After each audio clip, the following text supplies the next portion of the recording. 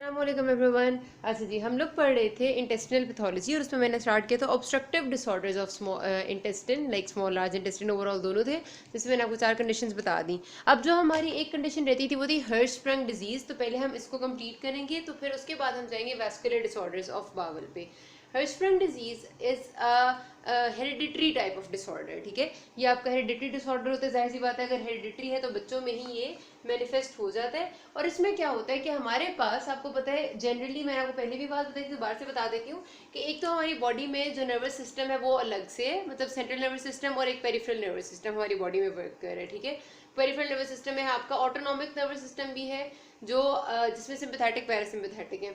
उसके अलावा आपकी जो पूरी जीआईटी है उसके पास एक अपना पर्सनल नर्वस सिस्टम होता है जिसको आप कहते हैं इंटेरिक नर्वस सिस्टम। ठीक है, enteric nervous system is your personal nervous system of GIT, जिसमें दो तरह के प्लेक्सिस होते हैं। एक होता है आपका माइंटेरिक प्लेक्सिस, ये भी पूरा न्यूरोनल प्लेक्सिस होता है, और एक होता है मीजनर्स प्लेक्सिस। ये बात मैंने आपको पहले भी बताई थी। ठीक है, ये दोनों प्लेक्सिस आपकी जो wall of the gastrointestinal tract है उसमें प्रेजेंट होते हैं। एक आपके सबम्यूकोजा में होता है और दूसरा आपका मस्कुलरस लेयर और सिरोजा के दरमियान में होता है। अब क्या होता है कि अगर डेवलपमेंट के टाइम पे किसी एरिया ऑफ द स्मॉल या लार्ज इंटेस्टाइन में, मोस्टली कॉलन का एरिया ही होता है, लार्ज इंटेस्टाइन का एरिया होता है, वहां पर से ये आपका प्लेक्सिस जो है, माइंटेरिक और मीजनर्स प्लेक्सिस, यानी कि जो आपका इंटेरिक नर्वस सिस्टम है, इसका एक छोटा सा पोर्शन एब्सेंट हो। सपोज ये कहते हैं ना, यहाँ से ये सीकम शुरू हो रहा है, ठीक है, ऐसे करके अपेंडिक्स आई सीकम, यह है आपका sigmoid colon and this is your descending, और ये रेक्टम आगे। ठीक है,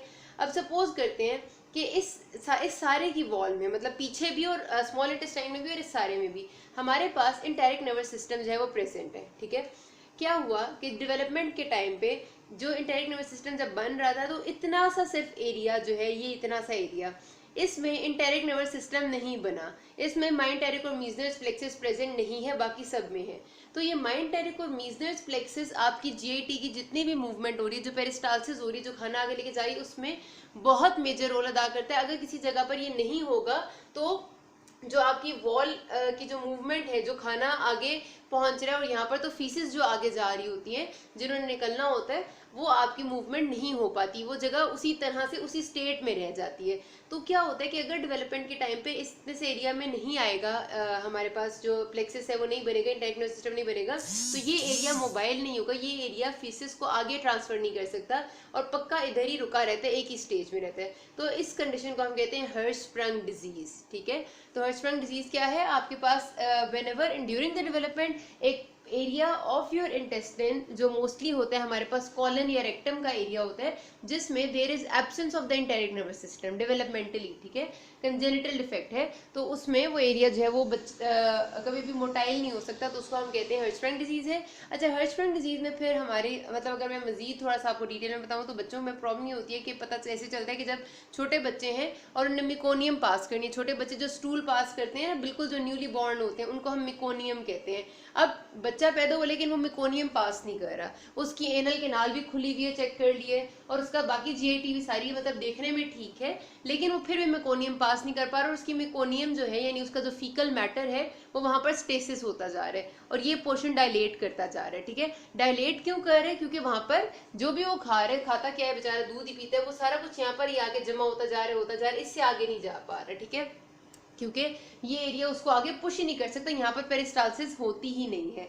ठीक है, तो इस वजह से बच्चे की जो है वो आगे मूवमेंट नहीं होती, और जब ऐसा होगा तो उससे सवेयर किस्म की कॉन्स्टिपेशन होगी, एब्डोमिनल पेन शुरू हो जाती है, एब्डोमिन डिस्टेंड हो जाता है बच्चे का, और वो बहुत ज़्यादा रोता है। तो फिर जाहिर है पर आप बाद में देखते हैं तो आपको पता चलता है इसकी जो कॉम्प्लिकेशन होती है, मतलब इसमें खतरा ही होता है कि क्योंकि जल्दी पता नहीं चलता है ना एकदम से बंदे को, तो उसमें अगर बहुत ज़्यादा ऑब्स्ट्रक्शन हो जाए, और बच्चों की जाहिर सी बात है बावल वॉल भी इतनी स्ट्रांग नहीं होती, तो मसला ये होता है कि अगर ये परफोरेट कर जाए ना, तो सारे के एरिया में आपकी इन्फेक्शन फैल सकती है, पेरिटोनाइटिस हो सकता है, परफोरेशन की वजह से हेमरेज हो सकता है। तो ये बड़ी बड़ी कॉम्प्लिकेशन है जो इसकी वजह से बन सकती हैं। अच्छा, अब हमारे पास यहाँ पर माइंटेरिक या मीजनर्स प्लेक्सिस क्यों डेवलप नहीं हुआ, देखा ये गया है कि प्रॉब्लम ये होती है हमारे पास कि वी हैव द, आपको याद है एक न्यूरल क्रेस्ट सेल्स होते थे, मैं आपको याद कराती हूँ।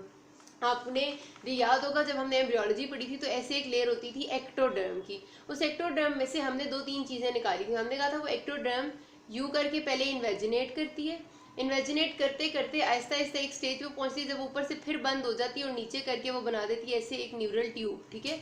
और उसके साथ ऐसे दो सेल्स बनते हैं जो कि हैं हमारे न्यूरल क्रेस्ट सेल्स, ठीक है। एक्टोडर्म, पहले पूरी एक्टोडर्म होती है, उसमें से इन्वेजिनेशन होती है, न्यूरल ट्यूब बनती है और न्यूरल क्रेस्ट सेल्स बनते हैं।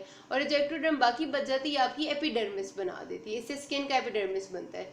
ये जो न्यूरल क्रेस्ट सेल्स, ये वाला और ये वाला, ये दो बने हैं ना, ये काफ़ी सारे होते हैं, मैंने तो दो ही बनाए हैं। ये बहुत सारी चीज़ें आपकी डेवलपमेंट करते हैं और उसमें से इन न्यूरल क्रेस्ट सेल्स का एक काम होता है कि इन्होंने ही माइग्रेट करके आना होता है और मायोटेरिक और मीजनस प्लेक्सस बनाना होता है। तो ये न्यूरल क्रेस्ट सेल्स की जो माइग्रेशन है, जाहिर सी बात है एम्ब्रियोलॉजी में कोई भी चीज़ बिला वजह नहीं हो रही होती, कोई भी चीज़ खुद ब खुद मूव नहीं करती। हर चीज़ के लिए मैसेज आता है, जीन्स जो है वो डेफिनेट डिफाइंड होते हैं, वो जीन्स मैसेज भेजते हैं कि भाई ये काम करो तो वो काम होता है।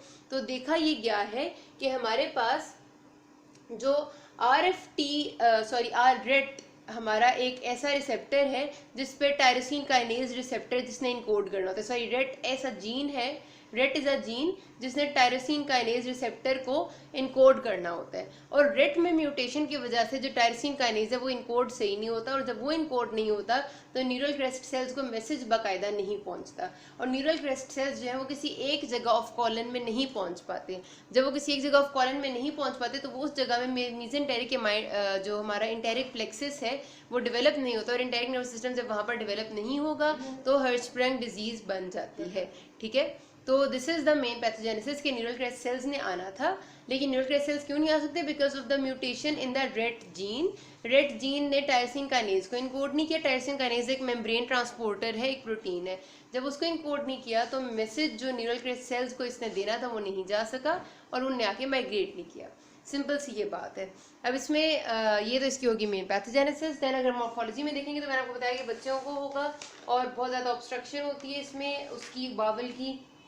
अगर सिर्फ रेक्टम और छोटा सा हिस्सा इन्वॉल्व है तब तो हम इजीली ये कर लेते हैं कि हम उसको बीच में से सर्जिकली अगर इतना सा हिस्सा उसको रिमूव करते हैं और अगले और पिछले एरिया का आपस में एनास्टोमोसिस कर देते हैं। लेकिन अगर ज़्यादा एरिया इन्वॉल्व है तो आपकी वाइड स्प्रेड पूरी कॉलन भी इन्वॉल्व हो सकती है और उसमें फिर आपको बहुत ज़्यादा बच्चे को कॉन्स्टिपेशन हो जाती है और उसको ट्रीट करना भी बहुत मुश्किल हो जाता है, ठीक है।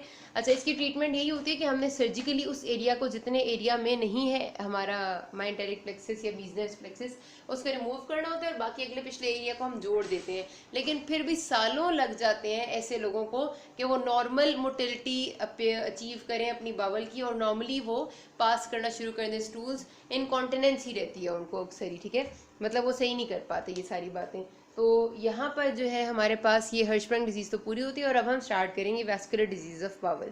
तो ischemic bowel disease vascular disorders of bowel जो है ना, वो समझने के लिए जाहिर सी बात है हमें पहले ज़रा सी रिवाइज करनी पड़ेगी ब्लड सप्लाई जो आपके इंटेस्टिन्स की होती है। तो उसको डायग्राम से एक्सप्लेन करती हूँ और फिर हम पढ़ते हैं कि वैस्कुलर डिसऑर्डर्स कौन से, और उसमें सबसे पहले हम we will go with the ischemic bowel disease. Okay guys, तो ये डायग्राम आप देखिए, इससे आपको बहुत अच्छे से समझ आ जाएगा।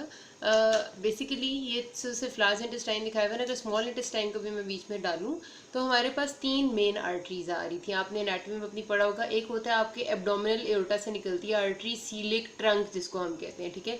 काफ़ी सारी वो ब्रांचेस देती है, वो आपके स्टमक को भी सप्लाई करती है और आपके स्मॉल इंटेस्टाइन के कुछ पोर्शन को भी सप्लाई करती है। सीलिक ट्रंक के बाद you have the superior mesenteric artery, ठीक है, ये जो आपको यहाँ पर नजर भी आ रही है। और सुपीरियर मेसेंटेरिक आर्टरी आपके स्मॉल इंटेस्टाइन के पोर्शन को भी सप्लाई करती है, सीकम को, असेंडिंग कॉलन को और ट्रांसवर्स। जो सुपीरियर मेसेंटेरिक आर्टरी है ना, ये सप्लाई करती है आपके ट्रांसवर्स कॉलन तक। उसके बाद आ जाती है इंफीरियर मेसेंटेरिक आर्टरी, ये वाली, ये आपके ट्रांसवर्स कॉलन से आगे, ट्रांसवर्स कॉलन ये वाला हो गया। उसके बाद ये ले लेती है ट्रांसवर्स कॉलन से आगे डिसेंडिंग कॉलन को, सिग्मोइड कॉलन और रेक्टम को ये सप्लाई करती है। और फिर रेक्टम का एरिया में आपके पास कुछ और आर्टरीज आ जाती हैं जो इलियो गैस्ट्रोड्यूडनल आर्टरीज, नहीं गैस्ट्रोड्यूडनल तो यहाँ नहीं आएगी, सॉरी, पुडेंडल आर्टरीज कुछ आ जाती हैं, कुछ और आर्टरीज आ जाती हैं नीचे से जो आपके लोअर लिम्ब वाले पोर्शन में से आती हैं और वो भी एरिया को साथ सप्लाई करती हैं। मकसद ये था ये सब बताने का कि आपका जब हम इस्कीमिक बावल डिजीज़ पढ़ते हैं तो इस्कीमिक बावल डिजीज़ में कुछ ऐसी डिजीज होती हैं जिसमें कोई एक आर्टरी में इफेक्ट आ रहा होता है, कुछ में मेजर में आ रहा होता है। खास तौर पे ये बात याद रखने की होती है कि अगर कोई छोटी वेसल किसी जगह पर ब्लीड कर भी लेती है तो बाकी सारी उसको कॉम्प्रोमाइज कर देती हैं, बाकी उसकी जगह को ब्लड सप्लाई ले लेती हैं। लेकिन अगर कोई मेजर आर्टरी जैसे सुपीरियर मेसेंटेरिक आर्टरी में कोई हेमरेज हो जाएगा तो ये बहुत मैसिव हेमरेज होगा और इसको कंट्रोल करना मुश्किल हो जाता है। उसके अलावा जहाँ पर दो आर्टरीज मिल रही हैं, ठीक है, सपोज ये कि आप देखें सुपीरियर मेसेंटेरिक आर्टरी का जो एरिया ऑफ सप्लाई है वो यहाँ तक है और इधर से आगे हमारा इंफीरियर का शुरू हो रहा है, यानी कि दिस एरिया, दिस ये वाला जो आपका कर्व होता है ना, इसको वैसे भी कहते हैं स्प्लीनिक फ्लेक्चर। आपने एनाटॉमी में पढ़ा होगा क्योंकि यहाँ पर स्प्लीन पड़ी होती है। तो स्प्लीनिक फ्लेक्चर का जो एरिया है जहाँ ट्रांसवर्स एंड डिसेंडिंग कॉलन आपस में मिल रहे होते हैं, ये एरिया है जो मैक्सिमम जिसको स्ट्रेस मिलेगा जब कभी भी आर्टीरियल सप्लाई कॉम्प्रोमाइज होगी, बिकॉज इस एरिया में ब्लड सप्लाई थोड़ी कम है एज कम्पेयर टू बाकी एरिया, क्योंकि यहाँ दो आर्टरीज मिल रही हैं।